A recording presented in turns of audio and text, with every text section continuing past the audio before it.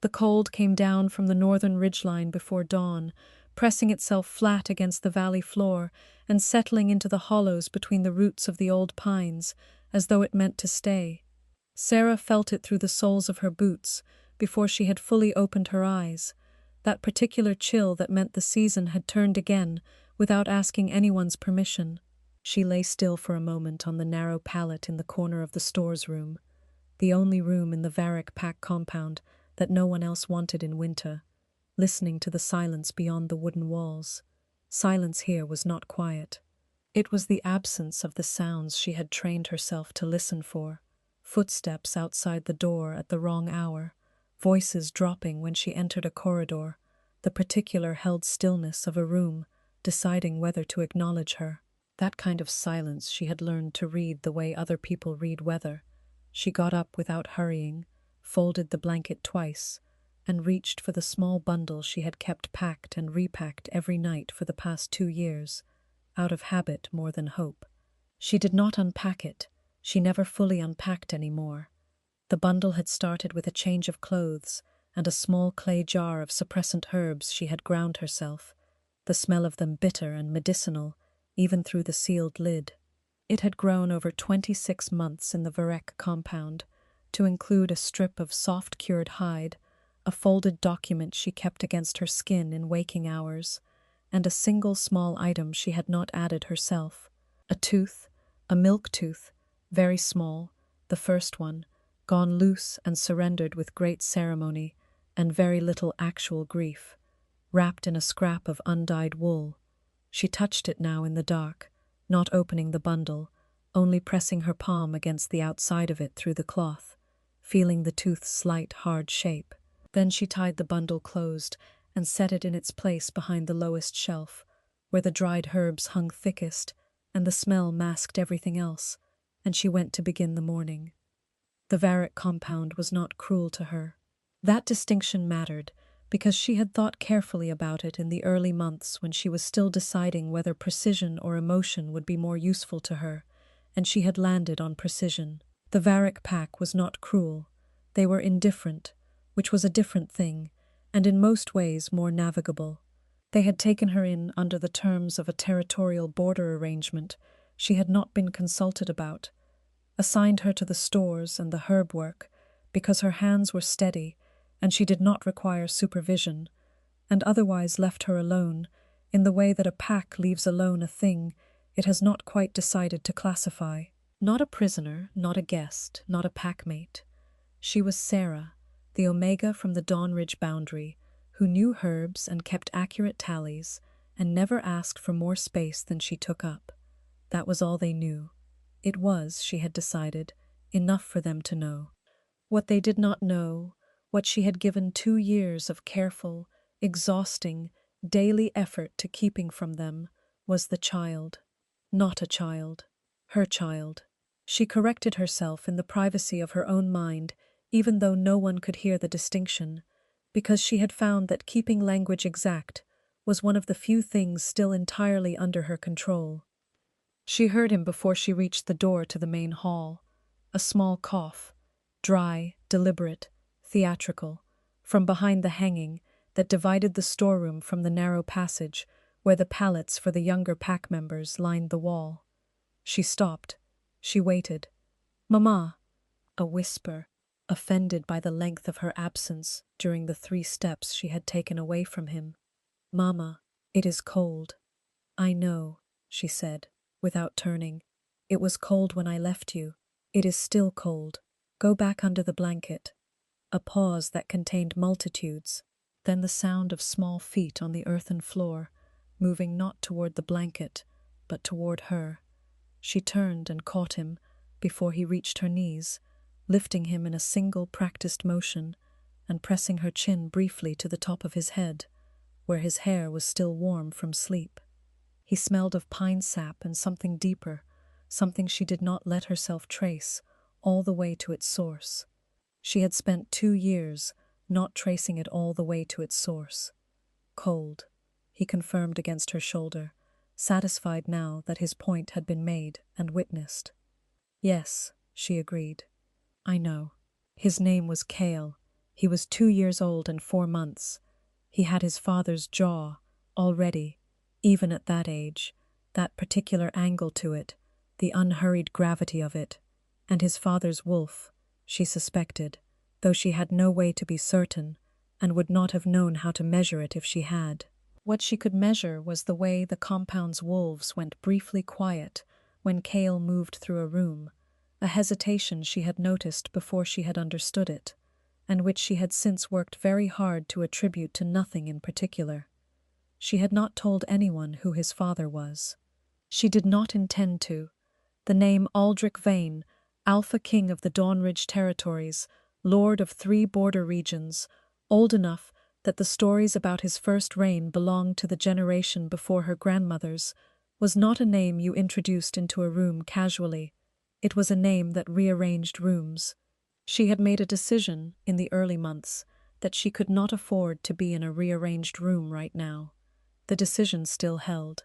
She repeated it to herself each morning, the way you tested weight-bearing walls, not because you doubted them, but because the habit of testing was the only reason they stayed sound.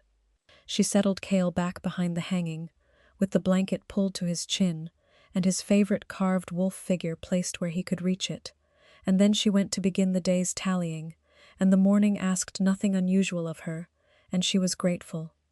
It was the wolves themselves who began to make things difficult. Not through any action or intention, the Varick wolves were as indifferent to her as they had ever been, but because of what they began doing around Cale. He had walked steadily for 3 months now, which meant he was present at mealtimes in the main hall rather than carried or kept to the back rooms, and presence at mealtimes meant presence in a room that held 40 wolves whose bodies were better at reading truth than their minds were. The first time she noticed it was at the mid-morning meal on a grey Tuesday, 3 weeks after the cold descended. Brant, the Varick pack's second enforcer, a broad-shouldered wolf of about 40 years, with a long history of not acknowledging Sarah in corridors, paused in the act of reaching past her for the bread, and went very still instead. His eyes dropped to Cale. Cale was at that moment engaged in the highly focused project of separating all the pale seeds from his grain porridge, a project he pursued with the particular intensity of someone who has never once been deterred from a goal by lack of external support. Brant looked at the child for perhaps 4 seconds, then he straightened without taking the bread and walked back to his seat without explanation. Sarah watched this from the side of her vision while appearing to look at her tally marks. 2 days later, the pack's elder, a woman named Vesh, who had been keeper of the Varick records for longer than most of the compound's adults had been alive, and who had perhaps spoken 40 words to Sarah across 2 years, brought Cale a small warm roll from the good flour when the morning meal was served. She set it beside him without comment. She did not look at Sarah. She went back to her seat at the head of the elder's table and opened her record book and did not look up again. Sarah did not sleep well that night. The rolls continued. Vesh did not explain them. Other small things began to accumulate. A wolf who had previously blocked the main hall doorway, not deliberately, but with the casual ownership of someone who does not think about whether smaller people can pass, began moving aside. A packmate who had spoken over Sarah at every supply meeting for a year fell silent and let her finish a sentence. A child of approximately Cale's age, belonging to one of the senior pack members, was brought near Cale at the yard, and then pulled back again hastily by the parent, who had gone abruptly tense. Sarah noted each occurrence in the part of her mind where she kept the things that could not yet be acted on. She said nothing to anyone. She adjusted her daily routes so that Cale was in the main hall for shorter periods. She ground a fresh batch of suppressant herbs and added an extra measure of the masking root, working by firelight when the compound was asleep, because she needed to think clearly about whether the steps she had taken were still sufficient, and she could only think clearly in silence. The masking held for rooms. She knew, with a precision she could not afford to doubt, that it was not built to hold against the one wolf, whose bond to her child was not a matter of room distance. He was coming. She did not know when, She had known, in the abstract, for 2 years that he would eventually come. The border arrangement that had placed her here had been renewed at intervals, and the king's representative made inspections, and the representative was not always a representative. Sometimes the king came himself. Sometimes the territories required the king's own presence, and not merely his seal. She had filed this knowledge under the same category as all the other load-bearing facts she had declined to act on. True, weighted, still stable for now, to be addressed when it was no longer still stable. On the morning she saw the black-flagged riders coming down from the ridge road, 3 of them, moving at the measured pace of an official party rather than the speed of a crisis. She went inside and stood with her back against the storeroom wall and put her hand over her mouth and breathed for 60 full seconds before she moved to the shelf and touched the bundle. Then she set Cale up with his grain and his carved wolf and the roll from Vesches that morning, and she went to her tallying station in the outer hall, where she had a clear view of the compound gate, and she sat down, and she waited, and she was very still. He was taller than she had allowed memory to render him. 2 years had given her a version of him that was perhaps slightly less present in a physical space, slightly less the kind of mass that displaced air when it entered a room, and the actual Aldrich Vane walking through the Varric compound gate corrected this misremembering immediately and without apology. He wore riding clothes, not formal dress, which was a detail that clarified the nature of the visit, and also meant he was not announced by ceremony, only by the way every wolf in the yard turned toward him, the way plants turn toward a window. He was speaking to the Varric Alpha, Duras, in the low, even register she remembered, not a conversational voice, not a commanding one, something between the two that occupied the same category as weather, present, not performative, and difficult to stand in the way of. She looked back at her tallying. She did not move. She was aware, in the specific way that was not quite thought and not quite sensation, of the exact moment he registered the compound's interior space, and then registered the outer hall where she sat, and this was the moment she had been dreading and waiting for, and dreading again, across the whole of the 60 feet between them, went briefly and completely still. He did not look at her immediately. He finished his sentence to Duras. He turned to allow one of his riders to hand the Varric Alpha a sealed document, but his stillness had been a different quality from the kind that meant attention to Duras.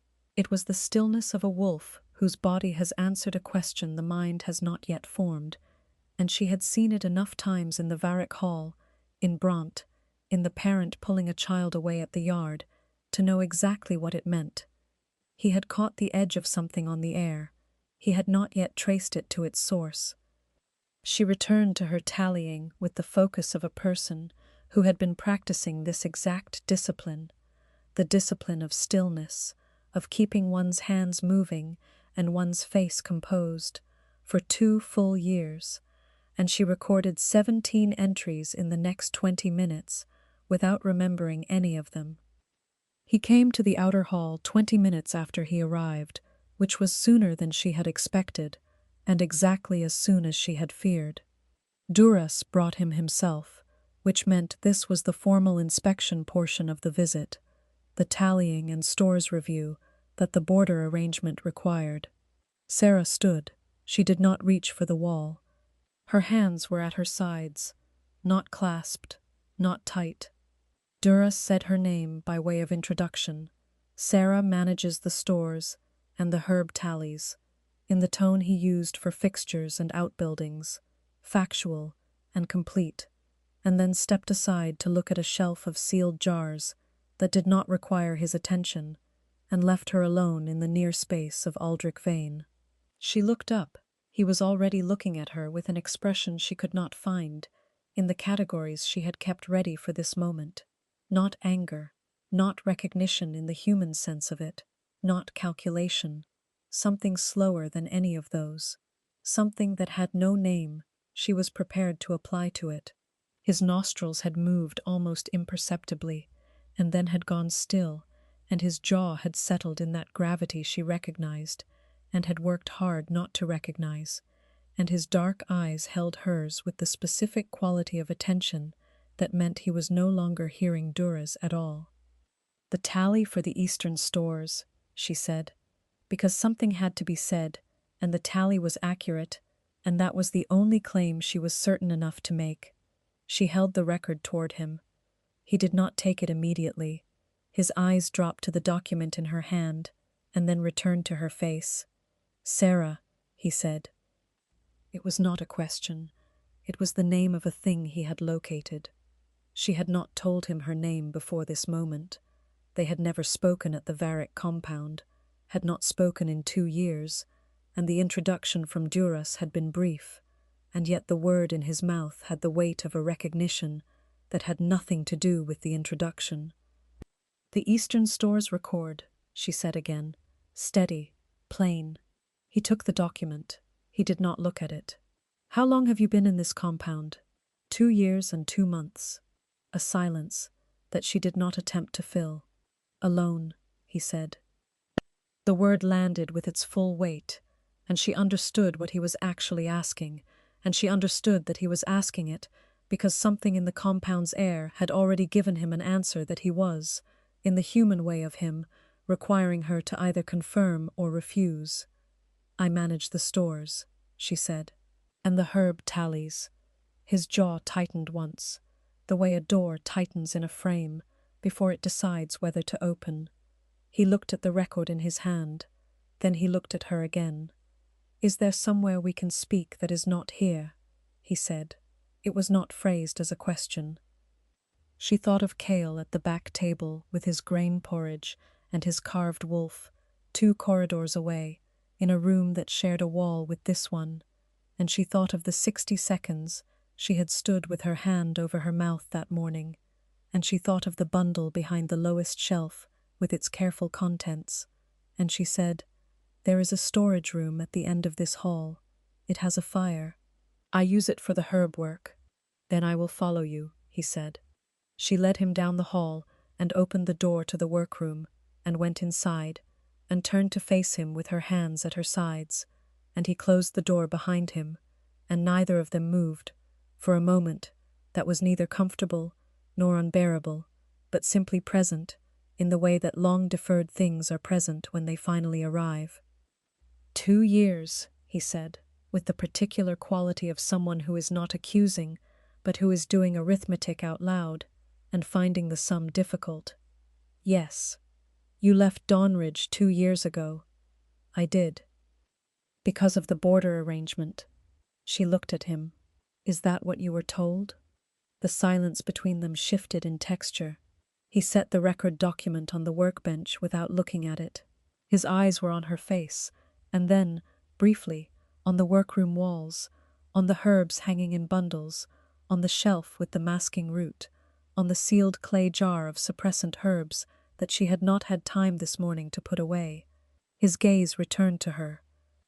"The border arrangement," he said slowly, "did not specify that you would remain here." "No," she said, "it did not."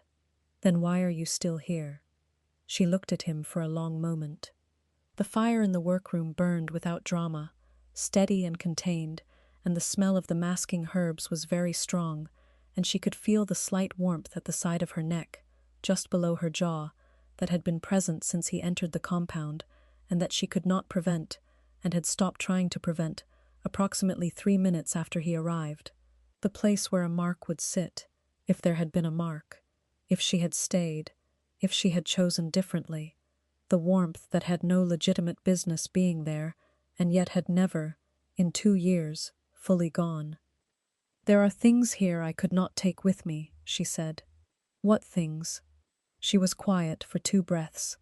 Then, "The child is mine." He had stilled before she finished the sentence. Not the social stillness of a man managing a room, but the deep, structural stillness of something that has been struck at a load-bearing point and is deciding, in the fraction of a second before the damage registers, whether it will hold. "How old?" he said. 2 years and 4 months. The arithmetic was not complicated. He was a man who had lived centuries, who had managed territories and councils and alliances for longer than she had been alive, and the arithmetic took him approximately 2 seconds, and she watched it happen in his jaw and in his hands. The right hand had closed on nothing, a slow, unconscious grip that tightened once and then released, and in the particular way his eyes went briefly somewhere that was not the workroom at all. "Where?" he said, and then correcting himself in a lower register. "Where is the child now?" She told him. She watched him take it in. The proximity, the 2 corridors, the same compound, the 2 years she had been here, with what he was already calling the child, rather than a child. And she said nothing while he took it in, because there was nothing to add. He turned toward the door, the movement reflexive, and then stopped himself. "Sarah," he said. "He doesn't know you," she said, before he could say the rest of it. "He is 2 years old and 4 months. He knows the carved wolf Vesh gave him, and he knows his porridge, and he knows—" She stopped. "He knows me. You cannot walk into a room and be known by someone who has never seen you."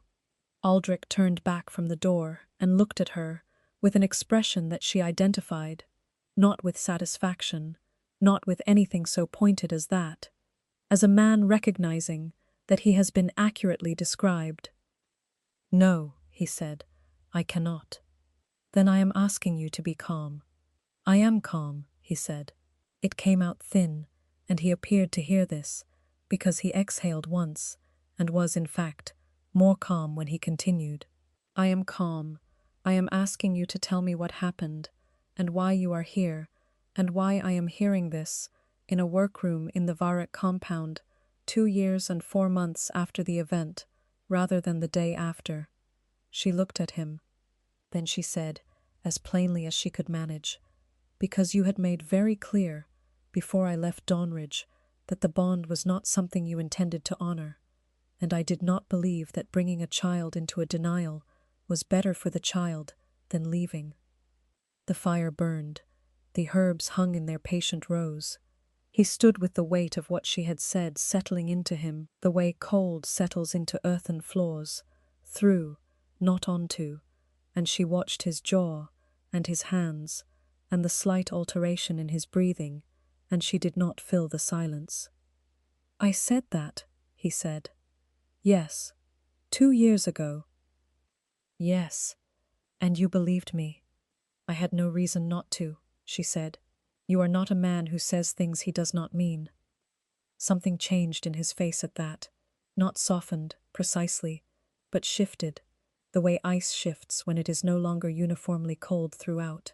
He looked at her, and then away, and then back, and she had the clear, even, slightly disorienting sense that she was watching a wolf who had been walking in one direction for 2 centuries, arrive at an unplanned edge and find that the landscape beyond it was not what he had expected. "What is his name?" he said. "Cale." He repeated it once, quietly, the way you test the weight of a thing you are about to carry. Then, "I want to see him." "I know," she said.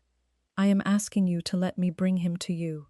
Not," she steadied herself, "not to walk into the room where he is and have him look at a stranger who is large and unfamiliar and who his mother has not prepared him for. Let me bring him here. Give me 20 minutes." He looked at her for a long, measuring moment. Then he nodded. She left him in the workroom with the fire and the herbs and whatever he was doing in the silence of those 20 minutes, and she went to find her son. It was Councillor Hadron who arrived on the 6th day. She had not expected him to come in person, which was her error in planning, and she filed it as such, without wasting time on self-blame, because self-blame did not produce documents, and documents were what she needed.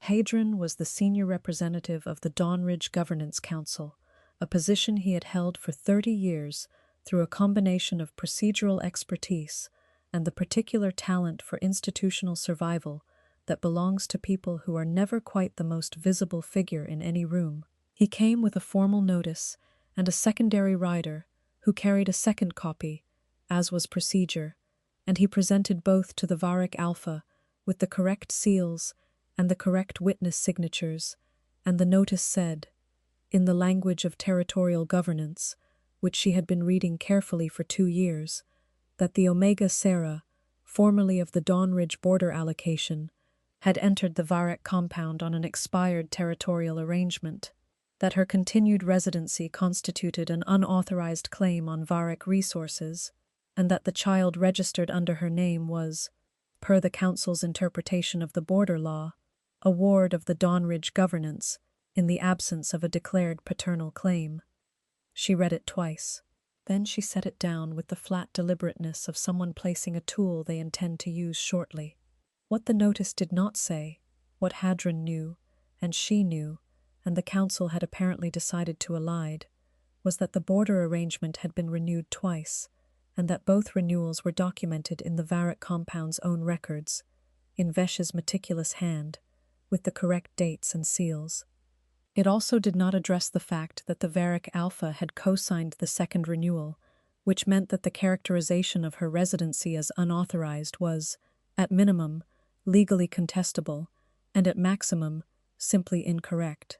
She had not produced this documentation yet, because she had spent the first 4 days of Aldrich's visit in a careful negotiation of proximity and introduction, and the gradual, patient work of letting a 2-year-old become accustomed to a stranger who watched him with the intensity of someone trying not to alarm a very small person by wanting too much. She went to Vesh. Vesh was in the record room, which was always warm, with the Varric compound's full archive spread before her, in the organized way of someone who has been keeping records for 40 years and does not waste motion. Sarah set the notice on the table beside her, without preamble. Vesh read it once. "The second renewal is in the archive," Sarah said, "and the first, and the accompanying letter from the Dawnridge Governance Office confirming the terms, dated." Vesh looked at the notice for another moment. "Hadron wrote this himself," she said. "Yes. He knows about the renewals. Yes." Vesh folded her hands on the table in the precise way of someone who is not angry, but who has reached a conclusion.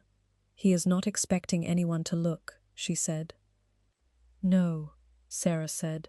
"He is expecting the claim to stand on its own, because the Varric compound will not trouble to check the archive, and because I am not a person whose counterclaim carries much weight in a governance hearing." A brief silence. Then Vesh said, "What do you need?"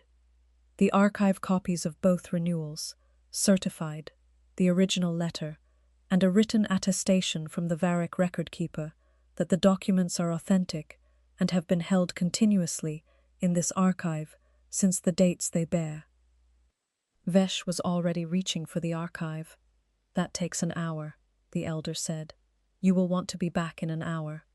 "I will be back in an hour," Sarah said. She was. She presented the full documentation to the governance hearing in the Varric main hall. Not a formal court, but a convened meeting of the relevant parties, which included Duras and Hadron, and 2 of Hadron's secondary riders who had been appointed as procedural witnesses, and Aldrich, who sat at the far end of the table and had said nothing since the hearing opened, and whose stillness was the careful, costly kind, rather than the indifferent kind. Hadron accepted the documents when she presented them, reviewed them in the methodical way of a man who knows what they contain and is looking for the error, and did not find the error. He set them on the table. "These documents do not address the question of paternal designation," he said. "They address the question of residency status," she said. "Which is the claim in your notice?" "The child's paternal designation remains unresolved," he said. "Under Dawnridge Governance Code, Section 42, a child of undesignated parentage residing in a border compound under expired." "The arrangement was not expired," Sarah said. "The documents you are holding confirm this." "The question of parentage," Hadron said, with the patience of someone returning to the only ground that still holds him, "remains." "The question of parentage," said Aldrich, from the end of the table, "does not remain." The room went very quiet. Hadrian turned toward him with the expression of a man realizing that the piece he had not accounted for has just moved. Aldrich sat exactly as he had sat for the previous 40 minutes, with the unhurried solidity of a man who has attended a great many meetings of this type and has learned that the timing of a statement is more powerful than its volume. "The child Cale is mine," Aldrich said. "I am formally designating paternal recognition under Dawnridge Pack law. The record will reflect this." He looked at Hadrian. "You may note it in the proceedings." Hadrian noted it in the proceedings. His face gave away nothing useful, which she noted with accuracy rather than satisfaction. He was a man who had made a calculation, found the calculation incorrect, and revised without drama. She could not hate him for that. She could only be precise about what it meant. It meant the notice was void. It meant Cale was not a ward of any governance council, but the recognized son of the Dawnridge Alpha King. It meant that every piece of leverage Hadrian had brought with him had just become a document with no claim attached to it. She collected the archive copies from the table before anyone thought to suggest they be held by the procedural witnesses, and she thanked Vesh, and she walked back through the corridor to the workroom with the steady, unhurried gait she had been practicing for 2 years, and she shut the door behind her and stood alone with the fire for a minute and let herself, just briefly, breathe. He found her in the workroom an hour after the hearing. She had gone back to work, the tally marks were not going to complete themselves, and Cale was napping, and she needed her hands to be doing something that had clear and measurable results. He came in without knocking, which was not rudeness, but a characteristic she had already recatalogued from 2 years ago, and which she now simply noted. He stood across the workbench from her, and did not speak until she looked up. "Duras has agreed to a formal guest arrangement," he said, "in writing, for you and for Cale, under my seal, for as long as you remain here." "I see," she said. "I am not asking you to leave," he said, and then, carefully, with the particular quality of a man walking on ice he has only recently discovered is not as solid as he believed, "I am also not asking you to stay here." She set down her marking tool. She looked at him across the workbench. "What are you asking?" she said. He was quiet for a moment.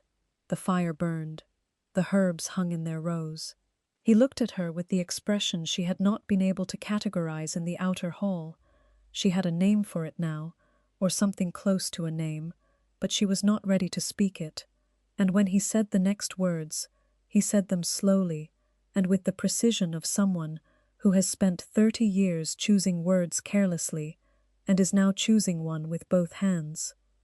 "2 years ago," he said, "I told you the bond was not something I intended to honor. I told you that the decision was made and the arrangement was defined, and that what I felt and what the wolf felt were things I had committed to setting aside." He paused. "I was accurate. I was also wrong." She waited. "Not wrong in the way that people are wrong when they are lying," he said. "I believed it. I had believed it for a breath, a very long time. I had reasons for believing it, and the reasons were real, and I am not going to put them in front of you as though they make the thing I said into something different from what it was." "I know your reasons," she said quietly. He looked at her. "Do you?" "The first mate, 3 centuries ago. I know the story. Everyone in Dawnridge knows the story." She met his eyes. "I did not tell you I knew it, because you had not told me, and I was not going to use your grief as leverage." He was still. Then, in a lower voice, "And you left anyway." "I left because you had made a decision. I respected the decision." "I did not ask you to respect it," he said. "No," she agreed. "You did not ask me to do anything at all. That was part of the decision." The workbench was between them. He looked at it and then at her, and she could see him deciding something, not the large thing, not yet, but a smaller, prior thing, the decision about how to cross a distance that had been growing for 2 years and 4 months, and which had been built, stone by careful stone, by both of them. "I have spent 6 days watching my son learn to tolerate my presence," he said. It came out not quite level. "He will be quicker than you expect," she said. "He has your—" She stopped herself. "He is patient with things he's decided he wants." Something shifted in his face, something that was not yet what it was going to become but was clearly on its way there. He looked at her for a long moment. The fire held its warmth between them, steady and patient, orange at the core. "I am asking you to come home," he said. "To Dawnridge, both of you." He paused, not because the council requires a designation, not because the bond is what it is, and neither of us has been able to walk away from it, regardless of what I said 2 years ago. Because I am choosing this. I am choosing you, and I am asking you to choose it too, knowing what I told you 2 years ago, and knowing that I am telling you something different now, and that you have every right to determine for yourself what that difference is worth. She looked at him. The warmth at the side of her neck was very steady. "I need time," she said. "Yes," he said. "I know. Not." She steadied herself. "Not a great deal of time, but some. I have spent 2 years building something here that is not home, but is stable, and I need to make a decision rather than react to an arrival." "I understand," he said. "Don't go anywhere," she said. It came out quieter than she had intended, and then she chose not to revise it. He looked at her, across the workbench with the fire between them. "I won't," he said. He did not go anywhere. He stayed in the Varick compound through the end of winter, in the formal guest arrangement that Duras had confirmed in writing, and the days accumulated the way early spring accumulates in Northern Valley country, slowly, then all at once, then slowly again, as though the season were making a decision and reconsidering it on alternate days. She watched Cale decide, in the characteristically thorough and unhurried way he decided everything, that the tall man who came to the workroom in the mornings, and who did not demand anything but who was very reliably present, was a person worth tolerating. Then a person worth approaching. Then a person worth showing things to, the carved wolf, the pale seeds separated with such labor from the porridge, the particular way the frost made patterns on the workroom's inner window that Cale had been monitoring for some time and had strong feelings about. Aldrich received all of this with a stillness that she recognized as costing him something, and with a patience she had not expected and then had recalibrated to, and she watched the distance between them close, in the way distance is close when no one is forcing them, unevenly, unremarkably, one small thing at a time. She said yes on a morning in early spring, not the first morning of spring, but a later one, when the decision had stopped feeling like a response to pressure and had become simply the name of what was already true. She said it plainly, in the workroom, with Cale asleep in the next room, and the fire going, and the suppressant herbs she had been grinding for 2 years sitting on the shelf with their sealed lids.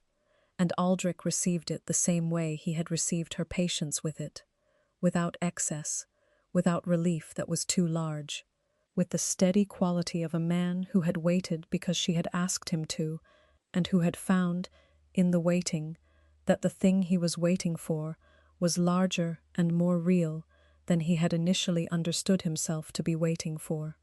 She left the suppressant herbs on the Varick shelf when they packed. They had done their work. She folded the documents into their carrying case, and she wrapped the bundle, the worn bundle, the 2 years carried bundle, differently this time, not the tight preparation of someone who might need to leave quickly, but loosely, just enough to keep its contents together. The tooth was still in it, wrapped in undyed wool. She did not take it out. There was no reason to replace something that was still doing its job, and besides, it was his. The spring was further along by the time they reached Dawnridge, and the territories were warming in the particular slow way of northern land that has been cold for a long time and is not quite sure yet whether to trust the change.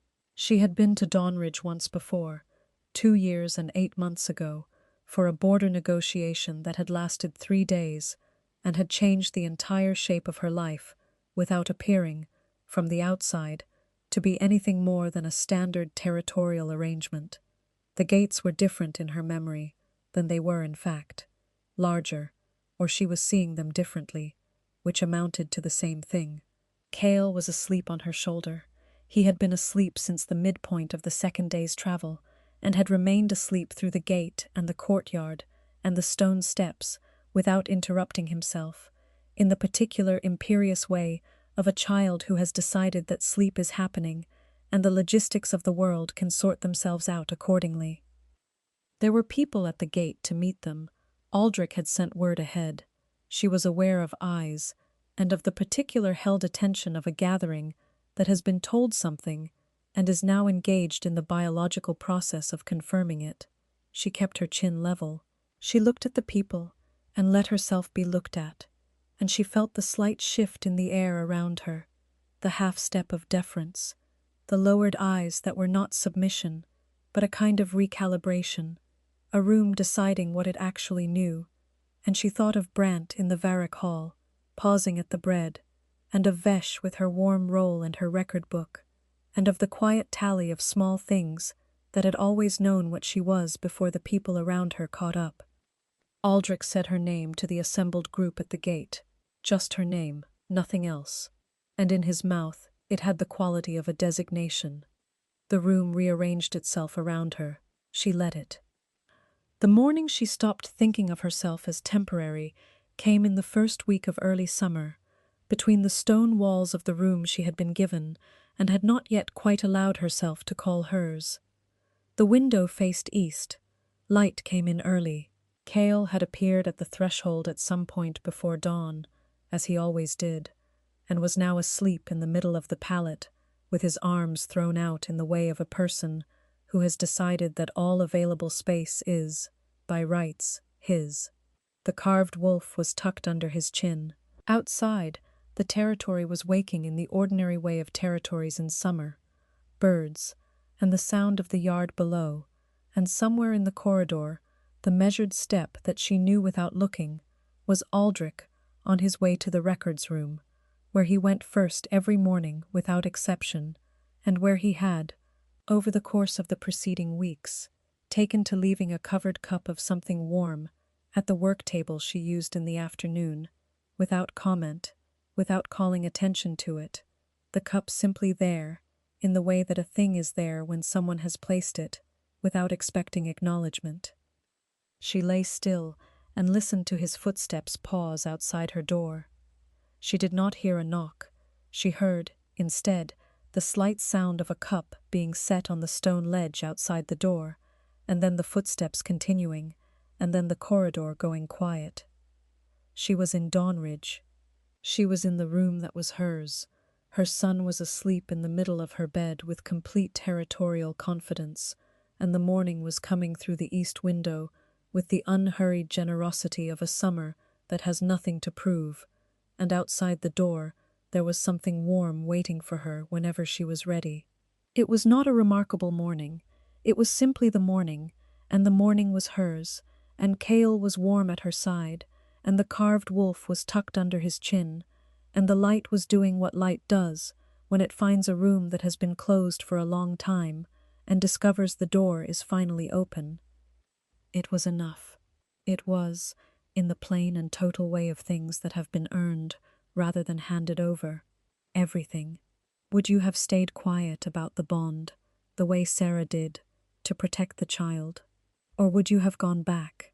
Let me know in the comments below.